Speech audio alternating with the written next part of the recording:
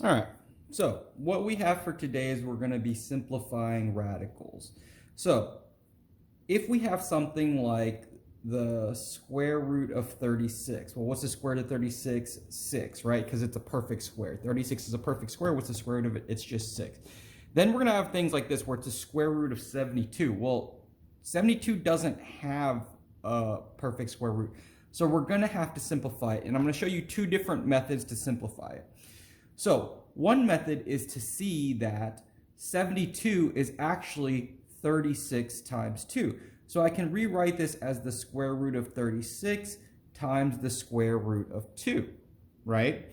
So 36 times 2 is 72, so I can rewrite 72 as 36 times 2. And then what was the square root of 36? We just said was 6, so I can make this 6 square root of 2. So that's the first way to do it. But let's say you don't see that, and that's fine, you don't have to. So we have another method that will always work if you can't see that perfect square inside. So what we're going to do is, some people call this the birthday cake method. So what we're going to do is we're going to give ourselves some space because you're going to be writing up. So it's going to be, we're going to put this 72 inside a birthday cake. And then you're going to give me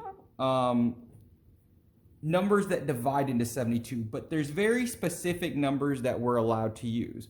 And those numbers are 2, 3, 5, 7, 11, also known as perfect squares, okay? Or sorry, not perfect, prime numbers. So prime numbers are numbers that the only way you can get them is by multiplying by 1 in itself. So the only way to get 2 is 2 times 1. The only way to get 3 is 3 times 1, so forth and so forth. So these are the numbers we're allowed to divide by. I'm always going to give you these numbers, so don't worry about memorizing them, but you'll pretty much have them memorized by doing this activity a couple times. So which one of these numbers can divide into 72? Well, I always like to start with the smallest one, so I'll go with 2. So 2 divided by 72, if you do that division out, you're going to get 36. Now, we're going to keep going. Which one of these numbers can divide into 36? Well, 2 again. That's going to give me 18, and then 2 again. That's going to give me 9. 2 can't go into 9, so I'll see if 3 can. Sure, 3 can go into 9. That gives me 3. That gives me a 3. And then which one of these goes into 3? Well, the only thing that can go into that is 3, and that gives me a 1. Once you hit this 1 at the top, that's when you know you're done, okay?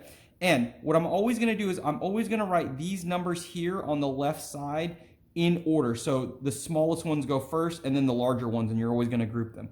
So here I have 3 2s, so I'm going to write 3 2s, and I have 2 3s, so I'm going to write 2 3s. Now what I'm going to be looking for is I'm going to be looking here. I'm going to erase this so we have some space. I'm going to be looking for pairs. Since this is a square root, right? Square is to a power 2, so I'm going to look for pairs.